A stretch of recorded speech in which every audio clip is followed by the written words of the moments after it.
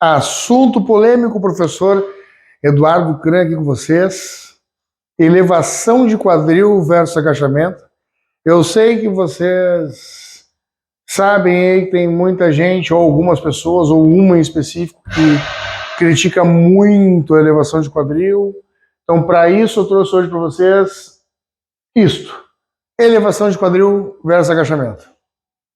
E aí, como é que funciona? Então não deixem de acompanhar lá os nossos vídeos na Physiwork, no meu canal no Diário da Força. Tem muita coisa bacana, tem muita coisa legal que vocês podem acompanhar. A Physiwork, ela faz um trabalho belíssimo dentro da área da saúde, da área do treinamento esportivo, tanto na fisioterapia, quanto na educação física, nutrição, enfim. Né? Vocês podem segui-los lá no YouTube como Physiwork, pode seguir no Instagram. Não esqueçam lá de me seguir também, Educran, KRAMM no Instagram, também no YouTube com o meu canal Diário da Força. Esses vídeos eles vão ser disponíveis, vão estar disponibilizados para vocês, tanto no YouTube quanto lá na plataforma da Physiwork. Eu os convido aí na plataforma da Physiwork, porque é muito interessante, tem materiais mais encorpados também, né, por um preço justíssimo, né, além dos vídeos gratuitos de diversos segmentos dentro da área de saúde e treinamento esportivo. Tranquilo? Vamos dar início então a esse assunto polêmico. Então, primeiro, elevação de quadril e agachamento. Cara, não me interessa o que a eletromiografia diz. É substancialmente ridículo, mas assim, ó, ridículo e incomparável. Chega a ser uma covardia a gente comparar um agachamento livre com uma elevação de quadril. Um movimento básico, dominante, um movimento, assim, o movimento do corpo, o movimento da vida, inclusive nós do treinamento de força, do powerlifting, do LPO, a gente diz que agachamento é o senhor dos movimentos. Realmente é de fato, tudo que a gente faz, aí a gente vai ter uma flexão e extensão de quadril, a gente vai agachar para pegar alguma coisa, sentar no vaso, levantar no vaso, né? Enfim, sentar na cadeira do trabalho, levantar na cadeira do trabalho, sofá, levanta, agachamento é um movimento primordial da vida, né?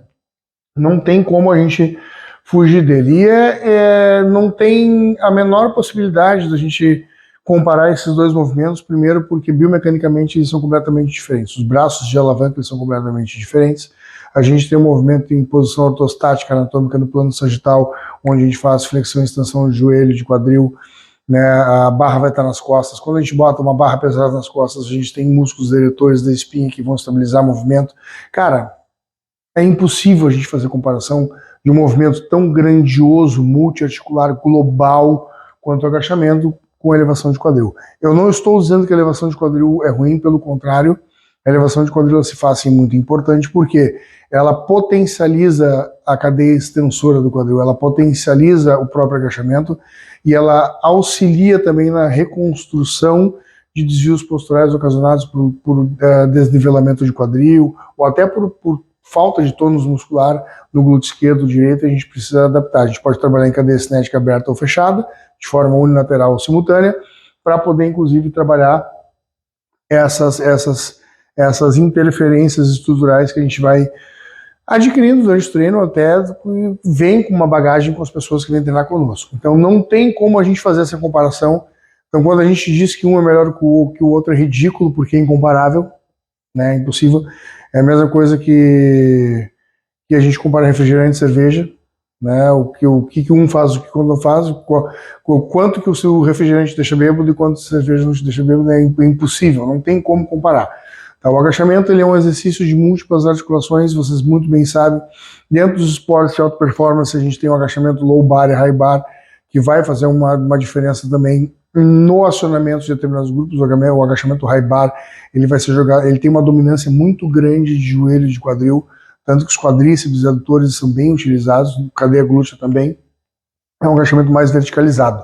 O agachamento low bar é um agachamento mais propenso ao powerlifter, é um agachamento que utiliza muitos eretores da espinha, quadrado lombar, a cadeia posterior e glúteo. A gente sai já com uma pequena flexão de quadril, uma anteversão, né, da nossa pelve, e é um movimento bem explosivo e bem importante. Ele tem uma certa dominância de joelho e uma certa dominância de quadril que não é, né, na mesma amplitude que um agachamento mais verticalizado, como um agachamento de alguém que faz LPO. A demanda energética dele é muito maior do que uma elevação de quadril, a cinética do movimento é completamente diferente, como eu falei para vocês, uma é em posição ortostática anatômica, outra é em decúbito dorsal, né, vai mudar, vai ter flexo-tensão, a gente trabalha ainda em plano sagital, mas não tem como a gente fazer essa comparação, né? Um é um exercício mais geral, mais global, o outro ele é mais específico, né? Ele é um movimento dominante, ele é um movimento onde a gente tem uma série de transferências para uma série de modalidades esportivas, para uma série de particularidades de desenvolvimento do corpo como um todo. Quando a gente fala em elevação de quadril, né, a gente fala a primeira coisa, como um acessório. E aí vem bonitos aí dizer assim, se faz direitinho, o básico funciona, se faz o básico bem feito, não precisa acessório. Pisa no seu rabo. Sabe por quê? Porque quando a gente fala em exercício acessório, a gente não fala em exercício acessório só para melhorar aquilo que um básico não deu. Não tem nada a ver uma coisa com a outra. Por exemplo, um agachamento lombar, onde eu perco um pouco do movimento total da amplitude dele por conta da limitação imposta pelo posicionamento da barra, se eu usar a elevação de quadril com bastante força, eu aumento a potência da minha extensão de quadril e, consequentemente, eu consigo finalizar um agachamento melhor.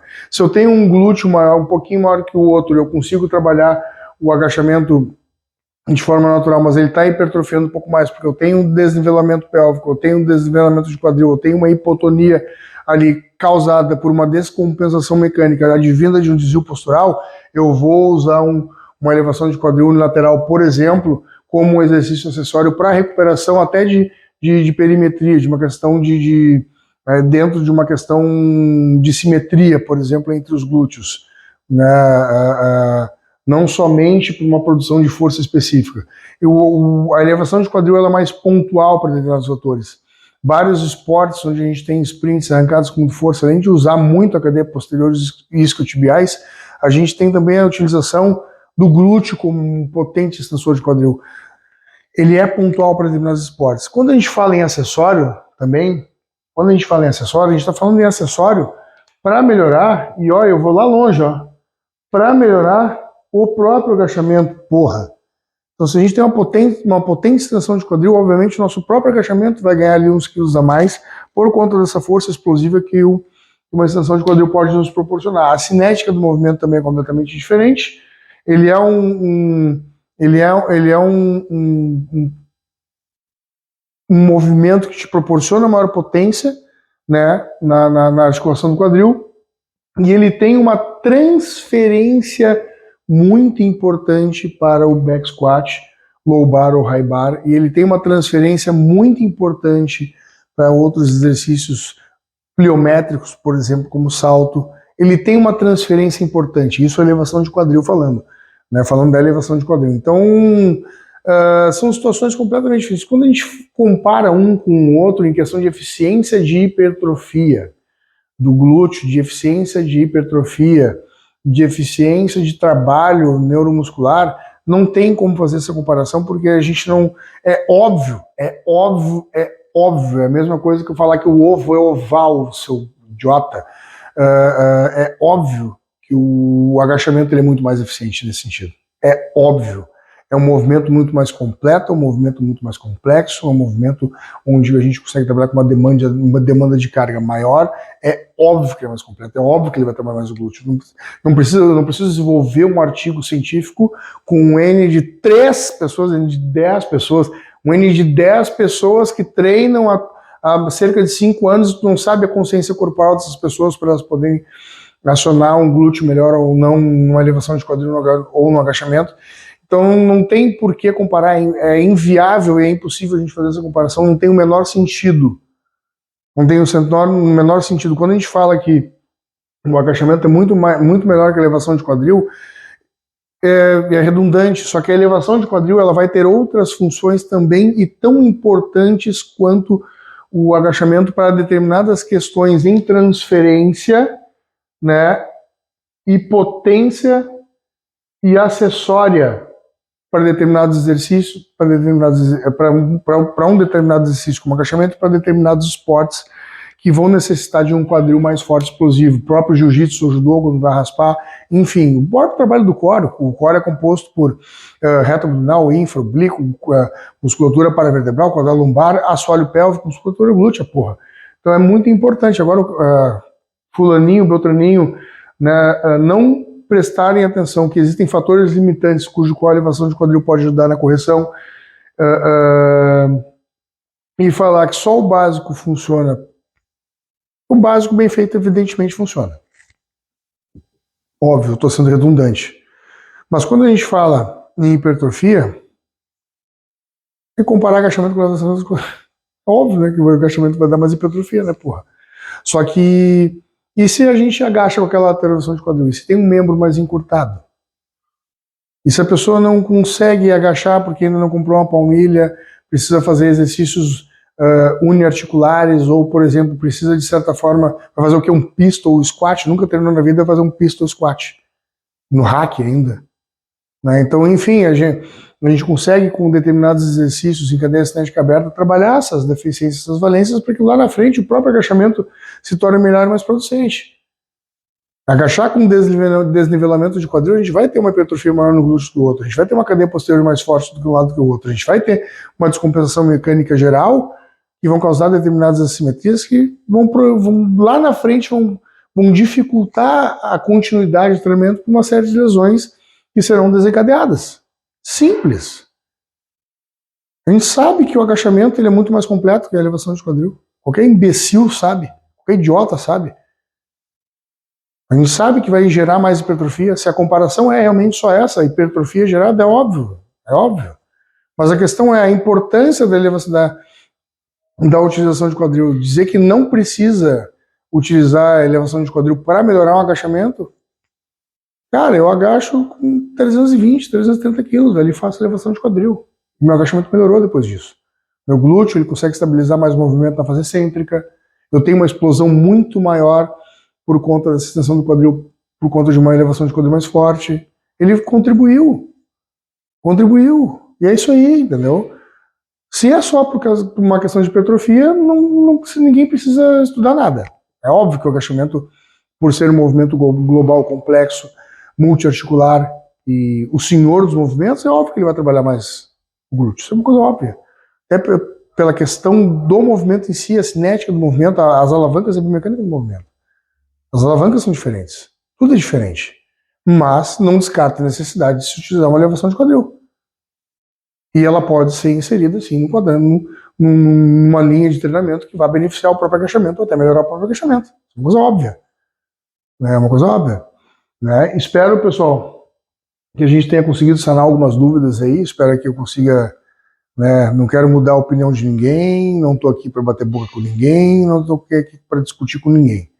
Esse é o meu ponto de vista e nesse sentido eu não vou mudar porque eu entendo que muita coisa muda e que só a hipertrofia ela não é específica para a gente poder fazer uma comparação entre um e outro. A gente não é essa a questão. Fazer esse tipo de comparação é uma covardia. Né? O agachamento é óbvio que vai proporcionar porque é um movimento muito mais completo. Mas sim, mesmo que ele seja bem feito e tenha uma rotina bem grande, a elevação de quadril deve e tem e pode ser inserida na rotina de treinamento, não é porque se agacha não se faz elevação de quadril, isso não existe. Tá? A hipertrofia ela pode ser melhorada, ela pode ser proporcionada, ela pode ser gerada por estímulos diferentes relacionados à própria inclusão da elevação de quadril no cronograma de treinamento, principalmente se a gente objetivá-la de uma forma mais específica. Tranquilo, pessoal? Espero que tenham gostado do vídeo.